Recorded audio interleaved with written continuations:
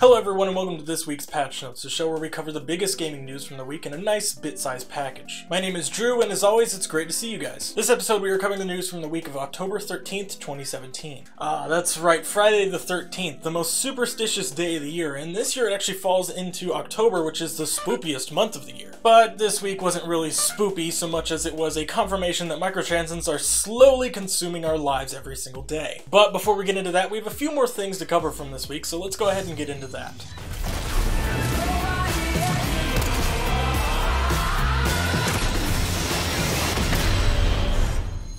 As if I didn't cover Fortnite enough in this show, Epic Games came out this past Wednesday to announce that Fortnite has just surpassed 10 million players in the 2 weeks since its launch. Now just for reference, PlayerUnknown's Battlegrounds, the biggest competition for Fortnite right now, reached the 10 million mark in copies sold last month on September 5th. But there are a few things to consider when comparing the game's numbers. For one, Fortnite is free to play, so not every individual player they count here might be an individual person. It might be people that got banned and had multiple accounts, or people who just have multiple accounts for whatever reason. Also, keep in mind that Fortnite has seen a multi-platform release, something PUBG has yet to do, and it's still only on PC, which actually kind of makes PUBG a little bit more impressive, the fact that it's reached this many people in that short amount of time on just one platform. However, and this is something that PUBG still struggles with, Fortnite doesn't have a progression system, so there's not really any need for bots. So that leads me to believe that these 10 million players are 99% legitimate players. PUBG has been struggling with bots for a long time now, and even though Bluehole, the developers, have tried a lot to kind of cut down on the bots, their illegitimate numbers continue to be on the rise, so it's kind of hard to tell how many people are actually playing PUBG and how many are just bots. PUBG just reached 2 million concurrent players this past week on Steam,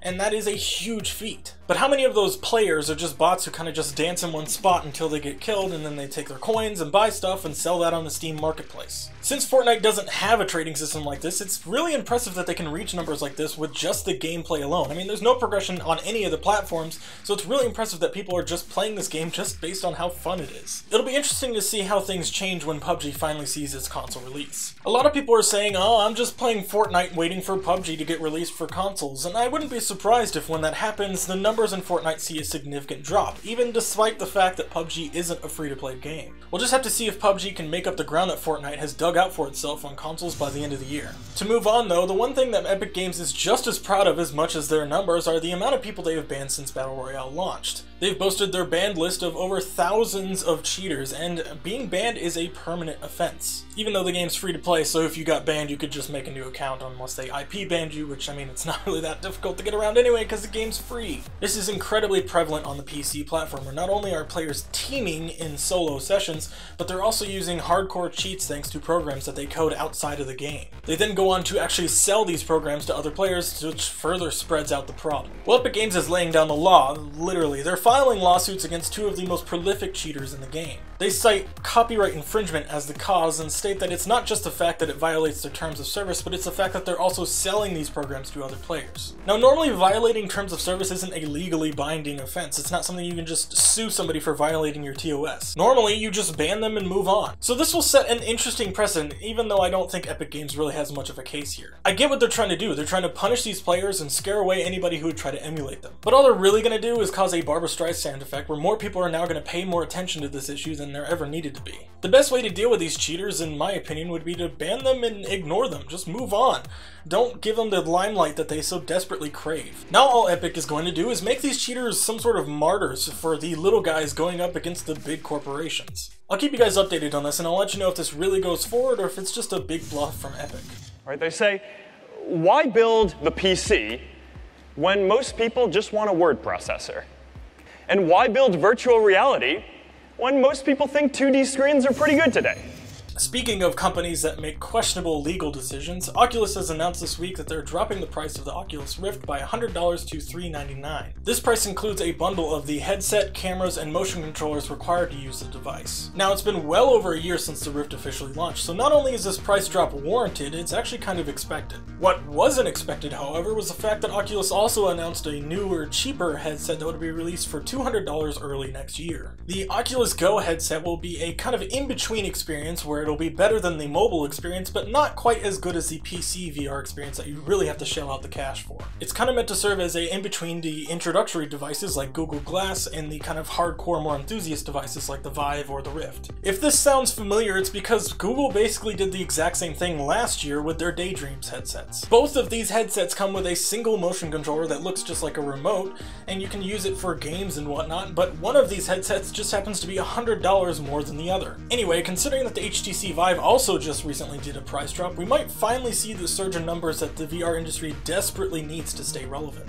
I've tried VR myself, although only really on the PSVR. I've used the other headsets, but I actually own a PSVR, but every time I use it, it's just like a completely different experience, and every time I show it to somebody, it kind of blows their mind. I mean, when you show VR to somebody who hasn't seen VR before, it's really a great experience. Which is why I'm hoping that maybe the VR craze is kind of just a slow burn that's going to slowly get more popular as it goes on. Maybe once the next generation of headsets come around, maybe like later this year or maybe earlier next year, we'll see those numbers start to rise up again. I don't know, I hope something happens.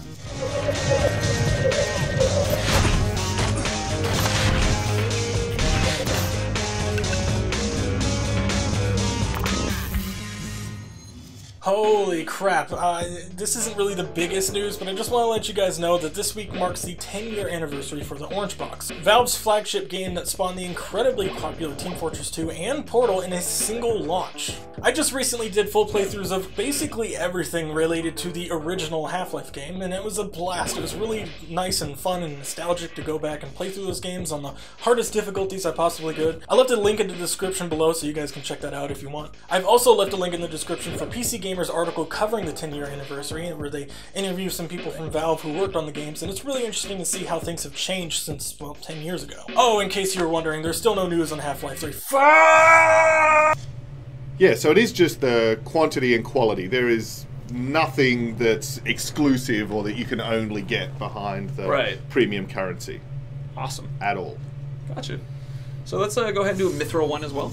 And for our final bit of news today, the ESRB has come out and made a statement on microtransaction loot boxes in games and stated that they do not believe that they are a form of gambling. This is coming right off the heels of a lot of discussion in the gaming community about whether or not these loot boxes are actually a form of gambling or not. And to be perfectly honest, it's kind of a gray area. On the one hand, you can equate these loot boxes to nothing more than card packs for like a trading card game or one of those monthly blind boxes that you get or blind bags you can buy at the store. But on the other hand, the effect that these loot boxes have on the human brain could also be equated to something very similar to gambling. Just to get it out of the way, yes, I do believe these practices are exploitative and are trying to get people addicted to buying these packs. But I don't know if I believe that this is gambling per se. I mean, it doesn't actually follow that description to a T.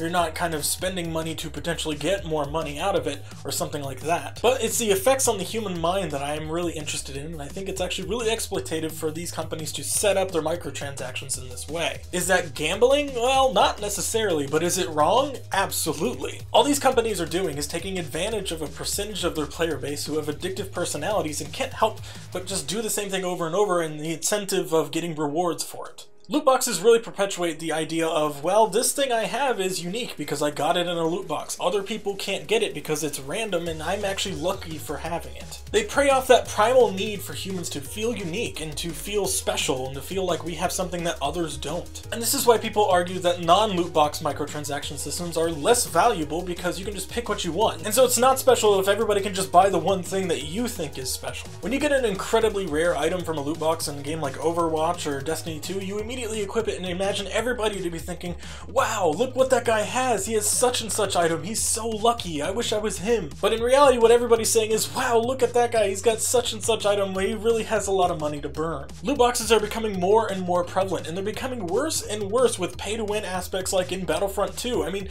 it's becoming to the point where this is just kind of becoming overwhelming in the industry right now. Now, not only are people buying loot boxes to say, hey, I feel unique and cool, now they have to buy loot boxes in order to just not suck at the game.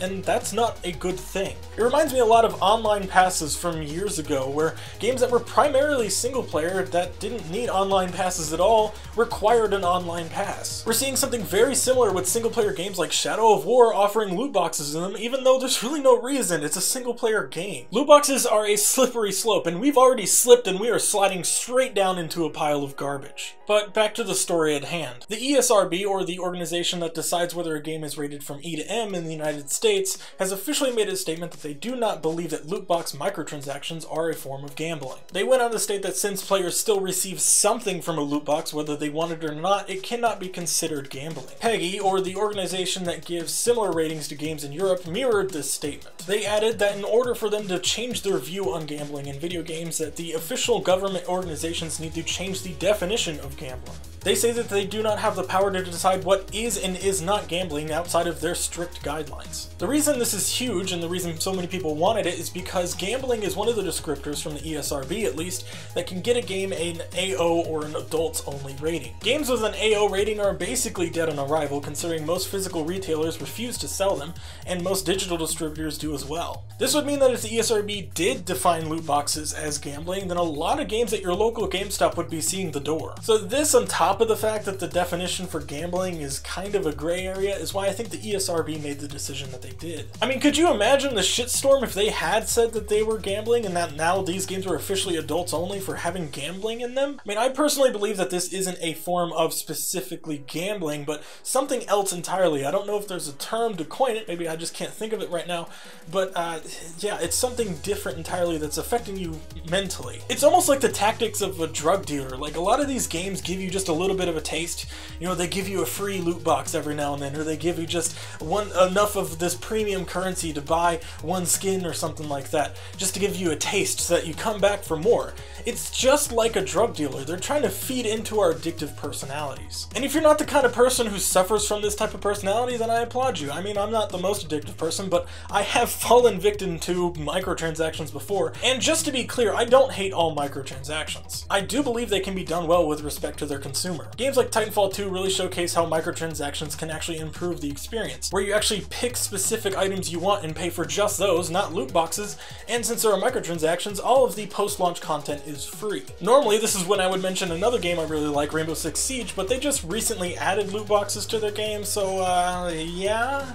I mean, it's not as bad in Rainbow Six Siege because, I mean, the items that you get there are purely cosmetic, they don't affect the game whatsoever, but it still is a loot box system, which is unfortunate. Honestly, I don't think this is up to organizations like the ESRB or government organizations that come up with the definition of gambling. I think this is just up to us, the gamers, to make sure our voices are heard and that these companies know that this practice is not something we like. Just like online passes, even though it was better for the publisher's bottom dollar, we spoke up and they heard us and they finally got rid of that terrible, terrible practice. This problem is such a hot topic right now that they really can't avoid it anymore. Game developers and publishers, the more you do this, the louder the gaming community is gonna get. And if you think we're hostile before, just wait until, you know, after all of this stuff keeps getting worse and worse. We're never going to trust you.